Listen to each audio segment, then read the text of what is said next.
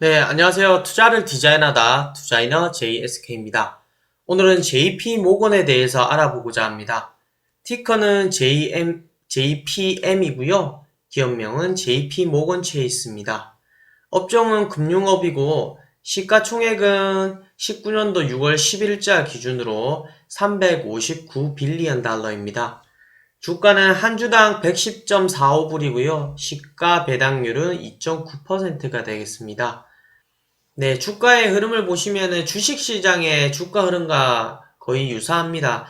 작년 하반기 때 꽤 상승을 했다가 미중준재 이슈로 인해서 하락세를 보였고요. 그리고 올해 상반기 때는 장 상승과 함께 상승하는 그림을 보였다가 다시 최근에 하락폭을 확대하면서 다시 JP모건의 주가도 다시 하락하는 그림을 보이고 있죠. 이처럼 금융업 자체가 주식시장의 주가 흐름과 유사한 흐름을 가지고 있다라고 판단하시면 될 것 같습니다. JP모건은 글로벌 금융 서비스 회사고요. 세계에서 가장 오래된 금융기업 중 하나입니다. 1799년에 설립이 되어서 뉴욕에 위치해 있는데 JP모건은 미국 내에서 뱅크 오브 아메리카 그리고 시티그룹, 웰스파고와 함께 미국의 4대 은행이고요. 우리 한국의 중앙은행격인 미국의 연방준비은행의 주요 주주이기도 합니다. 이 부분은 뒤에서 말씀을 드리겠는데 미국 시장의 은행에 대해서 알려면 그 역사를 먼저 알아야 될 것 같습니다. 미국 시장의 은행은 그러니까 즉 FRB라고 하죠. 한국의 중앙은행격인 미국 연방준비은행은 우리나라와 달리 중앙은행이 국립은행이 아니라 사립은행격입니다. FRB에서는 미국의 달러화에 발행하고 지급 준비율 변경, 그리고 주식거래 관련 신용규제라든지 중앙은행의 재할인율을 결정하는 중요한 역할을 하는데요. 달러화가 세계 기축통화의 역할을 하고 있기 때문에 FRB의 정책이 세계적으로 영향력을 미친다고 볼 수 있습니다. 앞서 이러한 FRB가 사립은행이라고 했죠. 즉 JP모건을 비롯한 사립은행들의 대부분이 지분을 확보를 하고 있고요. 이는 FRB의 설립 과정에 상은행들의 절대적인 영향력이 있었기 때문입니다. 1907년에 미국의 대공황을 기점으로 각종 은행의 문제점을 개선, 수정하기 위한 방안으로 위원회를 설립하게 되는데요. 그 논의 과정에 있어서 현재의 미국 중앙은행법, 본질은 미국 화폐의 독점적 발행권을 발휘하기 위한 노력을 기울이게 됩니다. 이때 논의 장소가 상징적으로 제킬 아일랜드에 있던 JP 모건의 대저택이었습니다. 그곳에 각종 정치인이라든지 관료를 비롯한 시티은행, JP 모건 관련자들이 참석을 했고요. 이 논의의 결과로 현재의 FRB의 모습이 갖춰지게 되는 겁니다. 앞에서 1907년도에 미국의 대공황을 말씀을 드렸는데 이 대공황은 어떤 대공황이냐면 금융공황이었습니다. 몬테나의 구리왕이라고 불리는 하인츠가 은행으로부터 돈을 대출해서 유나이트 구리회사에 주식을 사재기 한 다음에 고점에 매도할 계획을 수립하고 있었거든요. 지금으로 말하면은 주가 조작이라고 볼 수도 있죠. 근데 이 시도가 실패로 돌아갑니다. 그래서 이 하인츠에게 돈을 막 대출해줬던 은행에 대한 그 은행들에 대한 부실 위험이 대두가 되자 고객들이 너도 나도 인출을 하게 되는 겁니다. 예금 인출. 흔히 우리 이것을 뱅크런이라고 부르죠. 너도 나도 고객들이 예금을 하려고 하니까 은행에 남아있는 돈이 없는 겁니다. 그렇게 되면 A은행의 지급불능은 또 A은행에 돈을 빌려준 B은행의 지급불능으로 이어지면서요. 연쇄적인 은행 파산의 위험성이 대두가 됩니다. 이때 주식시장도 함께 마비가 되지만 이 시기에 금융위기를 컨트롤할 어떤 기관도 존재하지 않았거든요. 이때 마침 보유 현금을 통해서 위기를 잠재운 것이 JP 모건이었습니다. 이러한 1907년도의 미국 대공황을 기점으로 해서 미국 내에서는 우리가 은행의 이러한 파산과 그리고 주식시장의 붕괴를 막기 위해 어떠한 조치가 필요하겠다라는 니즈가 생겨났고요. 그 니즈의 일환으로 이런 FRB가 현재의 모습을 갖추게 되었다라고 볼 수가 있습니다. 그렇기 때문에 미국 시장의 은행에 대해서 이해를 하기 위해서는 해당 이러한 역사적인 배경을 먼저 알고 계셔야 되는 것이고요. 그럼 JP모건의 사업 구조에 대해서 먼저 알아보면요. 2018년도 결산 기준으로 단위는 빌리언 달러입니다. 사업 부문은 크게 CCB, CIB, CBE, AWM 네 가지 부문으로 매출 구조가 나뉘고요. 이 중 CCB와 CIB가 각 48%, 33%로 약 80%의 매출 비중을 차지를 합니다. 이 용어에 대해서는 아래 한번 설명을 드릴 건데요. CCB는 소비자 및 지역은행 관련 사업 부분으로서 소비자의 예금, 대출을 비롯해 중소기업의 대출, 주택모기지, 신용카드 등의 그런 영업을 하는 부분이고요. CIB는 우리가 투자은행이라고 하죠. 기업의 자본 조달에 대한 전략을 제공을 하고요. 투자 조사라든지 정부의 재무부 채권의 판매 이러한 역할을 맡고 있는 부문입니다.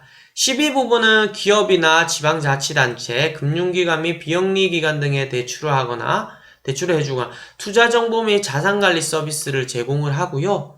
AWM은 퇴직계좌로 유명하죠. 자산 및 자산관리를 해주는 부문인데 주식, 채권, MMF, 헤지펀드 등 다양한 자산운용 서비스를 제공을 합니다. 앞서 말씀드린 것처럼 퇴직계좌 관리 서비스라든지 부동산 신탁 관리 서비스를 제공하는 부문입니다.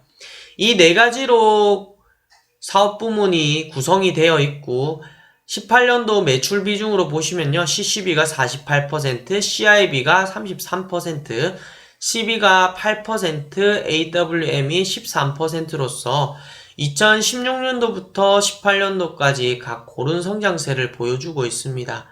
특히나 17년 대비 18년은 전체 부문적으로는 9%의 성장률을 이루었고요.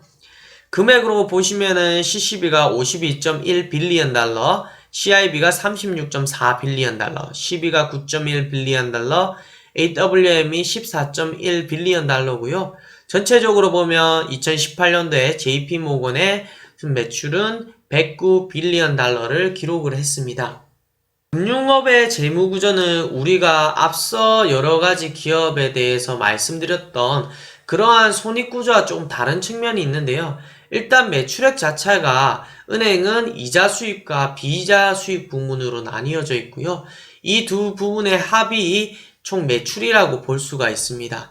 여기에다가 비이자 영업 비용을 제하고 나면 영업이익이 나오고요. 영업이익 밑단에는 우리가 흔히 아는 순이익을 구하는 공식은 동일합니다. 여기서 텍스를 빼주면 순이익이 나오는 것이고요. JP모건의 총 매출액은 18년도 기준으로 109 빌리언 달러였고 영업이익은 40.8 빌리언 달러, 즉 영업이익률이 37%에 달하고요. 순이익은 30%입니다. 2014년도부터 18년도까지 15년도 잠시 주춤했던 것을 제외한다면 꾸준하게 매출액은 증가하는 추세고요. 은행을 볼 때 매출액이라든지 영업이익, 순이익도 중요하겠지만 그들의 사업 보고서를 뒤져보면 보다 더 중요하게 보는 지표들이 있거든요. 그것은 바로 ROE, ROTC, CET, Capital Ratio가 되겠습니다. 흔히 은행은 현금 흐름을 좀 추정하기가 조금 힘든 면이 각종 돈을 빌려서 그리고 부채를 발행해서 그 자금을 운용하게 되거든요. 그렇기 때문에 실질적으로 현금이 오고 가고 하는 복잡한 그런 과정들이 재무제표에 담겨져 있습니다. 그렇기 때문에 일반 제조업과는 달리 그 흐름을 모두 일관성 있게 판단하기는 힘들고요. 본질적인 거는 은행이 자신들의 돈을 빌려서 그 돈을 통해서 자기 자본 수익률을 극대화하는 그런 영업 활동을 하는 거니까 ROE를 보는 것, 즉 리턴 on 이쿼티죠. 자기 자본 대비 얼마나 많은 돈을 벌어들였나를 보는 게 적합하고요. ROE에서 더 나아가서 ROTCE를 보는데요. Return on Tangible Common Shareholder Equity라고 해서 유용보토 자본 수익률이라고 풀어서 얘기를 할 수가 있겠습니다. 그래서 무슨 뜻이냐면 자본 내에서도 실질적으로 이게 유형화될 수 없는 부분들이 있거든요. 영업권이라든지 무형자산들, 그리고 권리가 한정되어 있는 우선주들, 이런 것을 차감을 해서 보다 더 실질적인 자본을 가지고 와서 수익률을 평가를 하는 것이거든요. 그렇기 때문에 금융의 사업 보고서를 보면 ROTCE라는 개념이 이렇게 나와 있고요. 그리고 세 번째로 CET1이라는 개념이 나오는데요. 이것은 Common Equity Tier 1 비율이라고 해서 2018년도 금융위기 이후에 은행 자본의 안정성 평가를 위해서 설립한 비율입니다. 이것은 보통주 자본 비율을요, 그 위험 가중 자산으로 나눠주는 건데요. 위험 가중 자산이 커지면 커질수록 이 비율은 낮아지게 됩니다. 그렇기 때문에 이 취지 자체가 너무 은행의 위험 자산을 늘리지 말라는 그런 경고성 비율이거든요. 바젤 3라고 불리는 이 비율은 해당 은행에서 4.5%의 최저 비율을 유지해야 됩니다. 그러니까 4.5 밑으로 내려가게 되면 영업 정지라든지 강력한 규제가 들어오고요. 글로벌하게. 그렇기 때문에 위에 손익계산서와 더불어서 금융업을 볼 때는 이 세 지표를 꼭 우선적으로 봐주셔야 된다는 걸 말씀드리고 싶습니다. JP모건의 ROE는 14년도부터 18년도까지 꾸준하게 증가를 했고요. 18년도 기준으로 ROE는 13%, ROTCE는 17%, CET 비율은 12%로 앞서 말씀드렸던 4.5% 대비해서 아주 보수적인 비율, 아주 우수한 비율을 유지하고 있는 기업이다라고 판단을 할 수 있습니다. 재무상태표를 보면 크게 자본, 부채, 자본 이렇게 늘어나는 그림이고요. 금융업의 현금 흐름을 추적하기가 힘든 부분이 있기 때문에 영업, 투자, 재무현금 흐름 이렇게 퉁으로 보고요.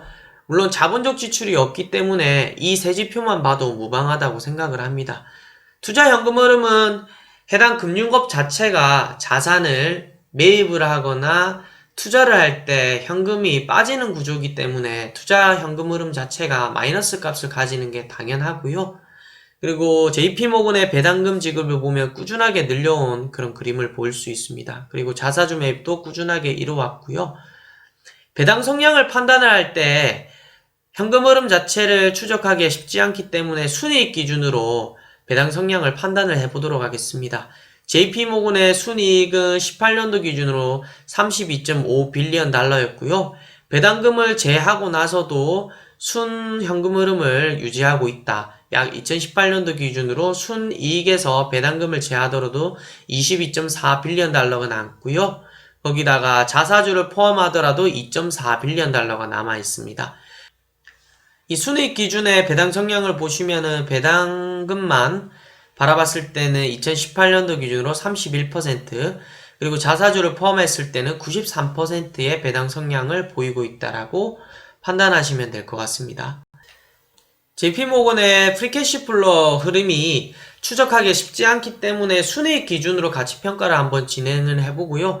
2018년도 32.5 빌리언 달러의 순이익을 기록을 했으니까 이 32.5 빌리언 달러가 무성장 모델로 해서 꾸준하게 그냥 지속된다고 가정을 하겠습니다.